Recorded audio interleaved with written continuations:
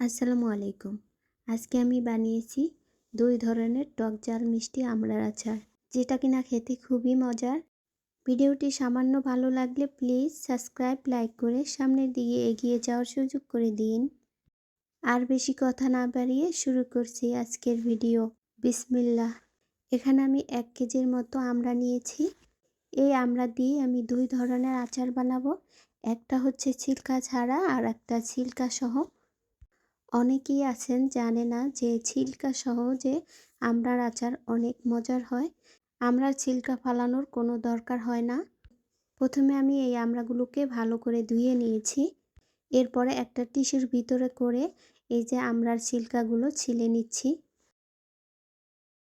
টিস্যুর ভিতরে করে আমড়াগুলো এইভাবে যদি ছিলে নেই তাহলে হাত পিছলে যাওয়ার সম্ভাবনা থাকে না, আর সহজেই আমড়াগুলো ছিলে নেওয়া যায়।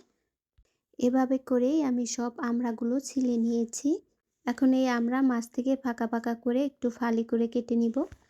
আটি সহ যে আমড়া এইটার একটা আচার বানাবো, আর ফালি করা আমড়া দিয়ে ছিলকা সহ আচার বানাবো।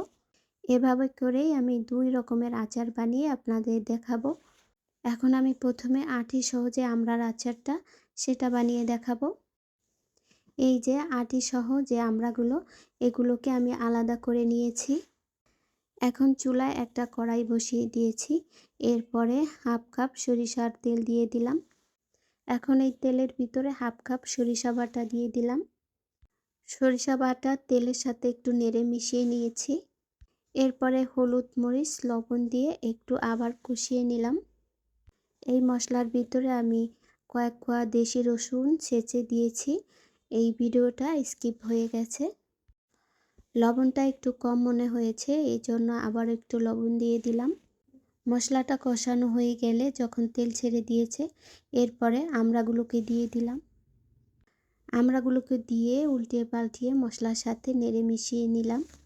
কিছুক্ষণ পরে হাফ কাপ চিনি দিয়েছি। এরপরে আমড়ার সাথে চিনি নেড়ে ভালো করে মিশিয়ে নিয়েছি। চুলার জালটা কমিয়ে রেখে এইভাবে মাঝে মধ্যে একটু নেড়ে দিয়েছি। আচারের ভিতরে পাঁচফোড়ন দেওয়ার জন্য কয়েকটা শুকনো মরিচ, ২ চামচ করে ধনিয়া, জিরা আর পাঁচফোড়ন দিয়ে তেলে ফাঁকি করে নিয়েছি। সেটাকে নামানোর আগে এই আমড়ার ভিতরে দিয়ে দিলাম। আমড়ার আচার আমার হয়ে গেছে, এখন নামিয়ে নিব। প্রথমে এই আচারটা যদি সামান্য ভালো লেগে যায় তাহলে প্লিজ আমার এই ছোট্ট চ্যানেলটিকে সাবস্ক্রাইব, লাইক করে সামনের দিকে এগিয়ে যাওয়ার সুযোগ করে দিন। এখন বানাবো পরবর্তী আচার। প্রথমে আমি বানিয়েছি আটি সহ আমড়ার আচার। এখন আমি ছিলকা সহ ফালি করা আমড়ার আচার বানাবো। এই ছিলকা সহ আমড়ার আচার খেতে খুবই ভালো হয়, আপনারা চাইলে বানিয়ে দেখতে পারেন। এখন আবারও আমি চুলায় একটা কড়াই বসিয়ে দিয়েছি। এরপরে এখানে হাফ কাপের মতো সরিষার তেল দিয়ে দিলাম। এরপরে দেশি ২-৩ কোয়া রসুন খুলে দিয়ে দিলাম। এখন এই রসুন একটু সরিষার তেলের ভিতর হালকা ভেজে নিয়েছি।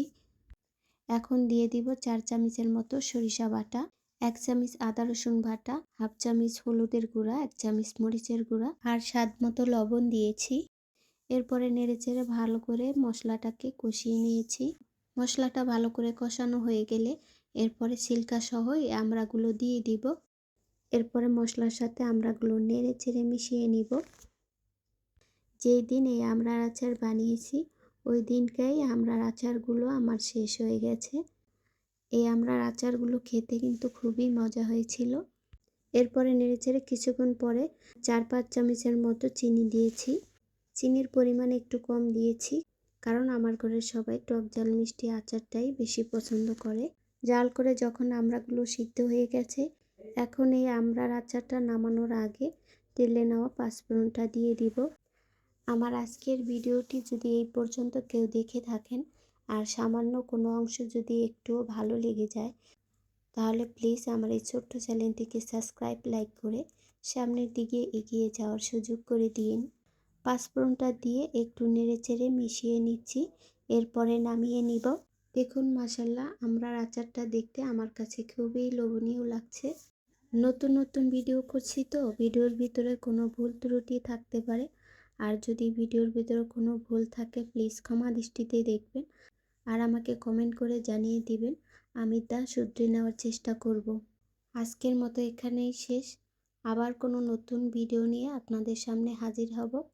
সবাইকে ধন্যবাদ জানিয়ে শেষ করছি। আসসালামু আলাইকুম।